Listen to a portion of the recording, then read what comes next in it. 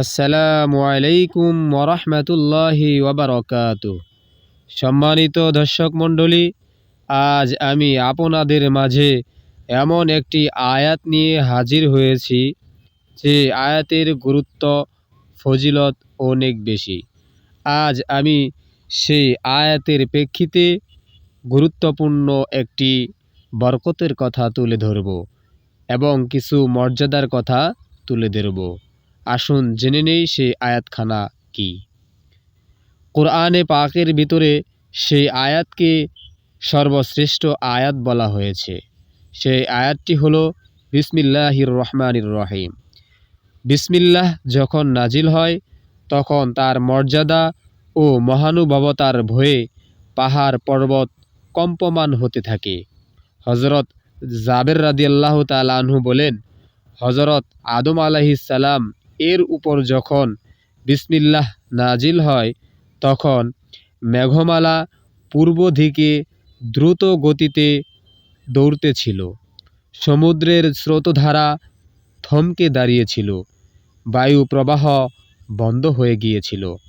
সকল প্রাণী নিস্তব্ধভাবে দাঁড়িয়ে শুনতেছিল।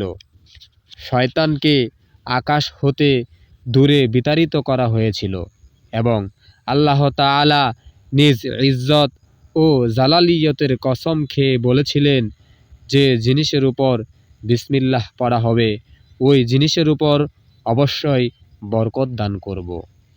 হাদিস শরীফে আছে, হজরত আনাস বিন মালিক রাদিয়াল্লাহু তাআলা আনহু হইতে বর্ণিত, নবী করিম সাল্লাল্লাহু আলাইহি ওয়াসাল্লাম ফরমায়েছেন, যখন মানুষ নিজ স্ত্রীর সাথে মিলনের জন্য তৈরি হতে থাকে এবং সে প্রস্রাব পায়খানায় যায়, তখন শয়তান তার প্রত্যেক কাজে অনিষ্ট করে। কিন্তু যখন বিসমিল্লাহ পাঠ করে তৈরি হতে থাকে তখন সে পুরুষ হোক অথবা মহিলা হোক, তার মধ্যে ও শয়তানের মধ্যে একটি আবরণ পড়ে যায়। তাতে তার শরীর কেউ দেখতে পায় না এবং দেখলেও কোনো অনিষ্ট করতে পারে না। হাদিস শরীফে আরও বর্ণিত হয়েছে, হজরত নবী করিম সাল্লাল্লাহু আলাইহি ওয়াসাল্লাম হজরত আবু হুরাইরা রাদিয়াল্লাহু তাআলা আনহুকে বলেন, হে আবু হুরাইরা, তুমি যখন স্ত্রীর সঙ্গে সহবাস করো তখন তুমি এই শব্দটি বারবার বলতে থাকো। এতে তুমি যতক্ষণ পর্যন্ত গোসল না করবে ততক্ষণ পর্যন্ত ফেরেশতাগণ তোমার আমলনামায় আমল লিখতে থাকবে। সুবহানাল্লাহ। আর যদি সেই সহবাসে তোমার কোনো সন্তান লাভ হয় তাহলে সেই সন্তানের নিঃশ্বাস এবং সেই সন্তান হতে যে বংশধারা সৃষ্টি হবে সেই সকল বংশের মানুষের সারা জীবনে যত নিঃশ্বাস নেবে সেই পরিমাণ সওয়াব তোমার আমলনামায় যুক্ত হবে। সুবহানাল্লাহ।